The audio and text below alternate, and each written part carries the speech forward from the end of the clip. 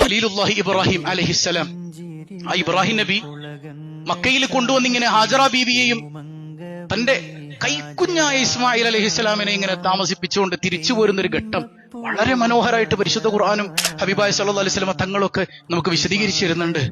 അവിടെ നിന്ന് ഇങ്ങനെ തിരിച്ചു പോരാൻ അപ്പൊ ഹാജർ റളിയല്ലാഹു അൻഹ പിന്നാലെ ഓടിച്ചെല്ലുന്നുണ്ട്. ഇബ്രാഹിം ഇബ്രാഹിം അയിന തദ്ഹബ്, എങ്ങോട്ടാ അങ്ങ് പോകുന്നത്? ഇവിടെ ഒരു മനുഷ്യനില്ല, ഇവിടെ ഒരു മനുഷ്യനില്ല, ഒരു ജന്തുക്കളിൽ ഒന്നുപോലും ഇവിടെ ഇല്ല. ഒരു പുൽനാമ്പ് പോലും മുളയ്ക്കാത്ത ഈ മരുക്കാട്ടിൽ ആരാരും തുണയില്ലാത്തൊരു സ്ഥലത്ത് ഞങ്ങളെ തനിച്ചാക്കി പോവാണോ? അയിന തദ്ഹബ്, അങ്ങ് എങ്ങോട്ടാണ് ഈ പോകുന്നത്? എങ്ങോട്ടാണ് ഈ പോകുന്നത്? ഇബ്രാഹിം നബിക്ക് തിരിഞ്ഞു നോക്കാൻ പറ്റണില്ല. അള്ളാന്റെ തീരുമാനം അങ്ങനെയാണ്, അതനുസരിക്കുക, അതിൽ ഞാൻ തൃപ്തിപ്പെടുകയാണ്.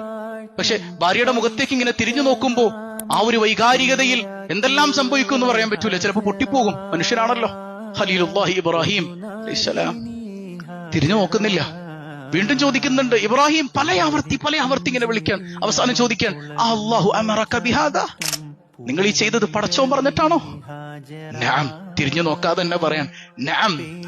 ഖാലത് ഇദൻ ലാ യുദയ്യുനാ, എങ്കിലും ധൈര്യമായിട്ട് പോയിക്കോ, എന്നെയും എന്റെ കുട്ടിയെയും ഞങ്ങളെ തന്നെയും റബ്ബ് നഷ്ടപ്പെടുത്തില്ല, റബ്ബ് പാഴാക്കിക്കളയില്ല, റബ്ബ് കൈവിടില്ല. സയ്യിദത്തുനാ ഹാജർ റളിയല്ലാഹു അൻഹാ.